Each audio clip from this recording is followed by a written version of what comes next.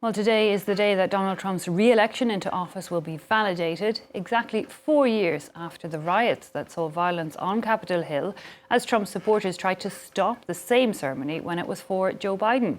Trump has called that January 6th insurrection a day of love and vows to pardon many of the rioters as soon as he takes office. Well, here is Joe Biden's reflection on that day on Capitol Hill.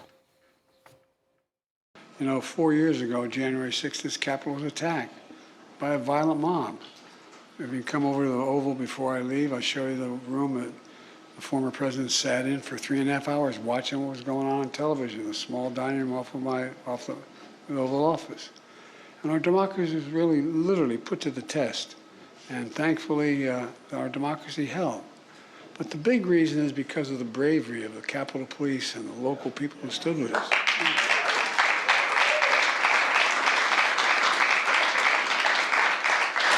Never forget them, they're guarding you. Well, it has gone down in history as the day that shook American democracy. Extreme violence, up to 2,500 people, including members of far-right groups such as the Proud Boys, forcing their way into the US Congress, trying to prevent the certification of Joe Biden's election. Well, Donald Trump at the time tweeted about a stolen election while leading politicians had to be evacuated. Protesters smashed the windows, they rifled through papers, and the situation only really calmed down after Donald Trump tweeted to tell the protesters to go home. Well, 4 years later, what do Americans now make of that day? Or reporters in Washington take a look. Daniel Hodges is one of the Washington police officers deployed to the Capitol on January 6th. I could hear over the radio that there were officers already at the Capitol getting overwhelmed by the violence that the people were causing. So they called for backup, and that was us. We ran to the vans that we had taken downtown, put on all our hard gear, the pads that you see in the video, and made our way over here to the West Terrace. He says the crowd was far from peaceful. The crowd was more sparse. Further out from the Capitol, they were content to just yell at us, call us traitors, oath breakers, telling us to remember our oaths, stormtroopers, that kind of thing. As we got closer, though, the crowd became more dense, more aggressive. The police officer and his platoon tried in vain to keep the crowd out of the building, but faced with sheer numbers, they finally crumbled. There was no getting that territory back once we lost the line. So we retreated. We went up some stairs there and went inside the Capitol building and I reorganized there. Put on my gas mask, and that's where you see the viral video that I've been in, just a pitched battle between a couple dozen police officers and just an endless number of the horde. The man behind the mask is Daniel Hodges, being brutally attacked. I was in there as long as I could until eventually I got pinned against a metal door frame. I was unable to defend myself there, and some attackers took advantage of my vulnerability. Someone was able to rip away my riot baton and beat me in the head with it. I was being crushed. I was exposed to all the tear gas and the OC spray or pepper spray, and at that point the only thing I could do was call for help.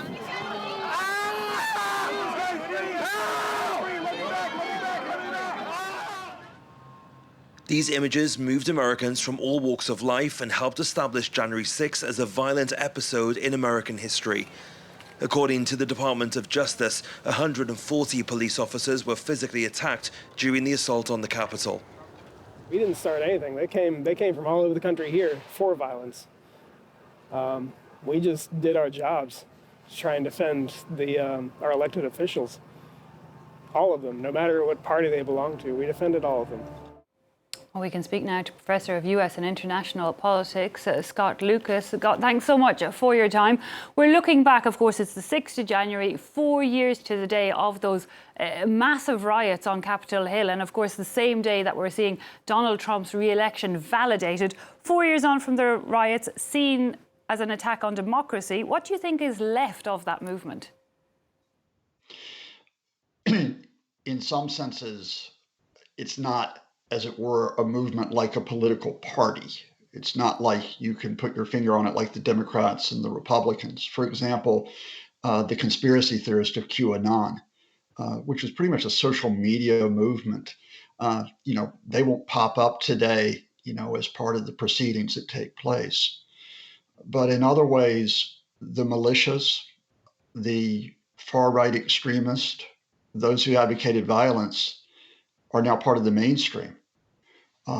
There are members of Donald Trump's inner circle, both past and present, for example, who were linked to the QAnon movement or reinforced their slogans. They included the former National Security Advisor, Michael Flynn, and they include Trump's current nominee to be FBI Director, Kash Patel. There are legislators who are linked to QAnon. There are, of course, those who have been linked to the militia movement who are now part of the mainstream. And perhaps most important, there are prominent figures who put out the conspiracy theories that were part of that effort to overturn the 2020 election and for Trump to hold office in what was effectively an attempted coup.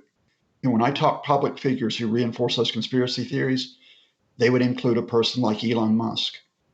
The man's one of the richest men in the world who owns the social media platform X. Indeed, and Elon Musk, who won't be an official part of the administration, but who there's no doubt into the amount of influence he has on Donald Trump. Well, not only does he have the influence over Donald Trump, not only is Elon Musk part of the attempt to almost crush the US system, to put in political appointees to make sure that the Justice Department does not carry out its independent job, but serves Trump by going after his political enemies, by putting in a Trumpist to head the FBI, by putting in Trumpists to head up the Pentagon, the State Department. Not only is Musk part of that, Musk is trying to reproduce that takeover of the US system in other countries.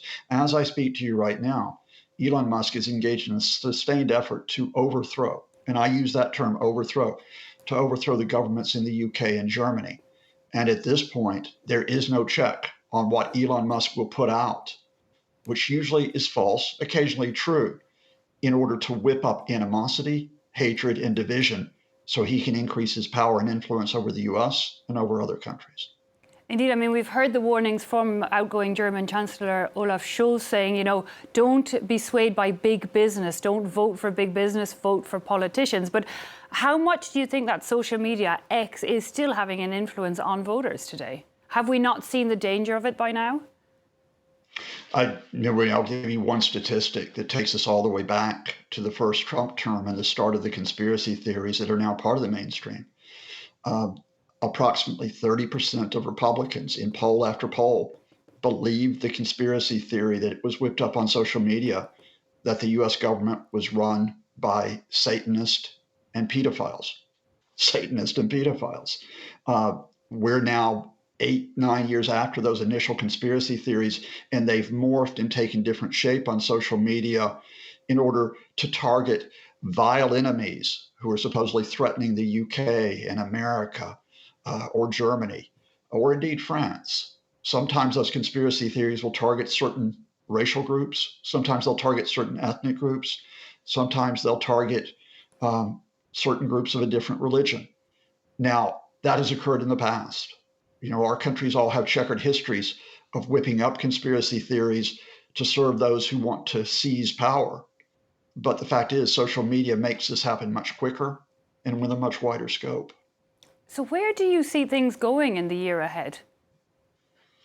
At the end of the day, and we'll talk about questions of what you can do about social media, whether it should be regulated, controlled. We'll talk about dealing with people like Elon Musk.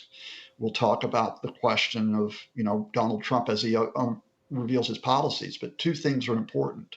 The first is whether institutions can continue to function.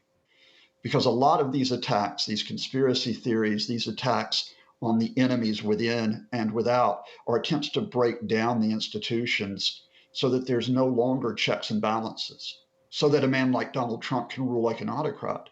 But secondly, while trying to preserve those institutions, again, in France as well as the United States, it depends on us as individuals.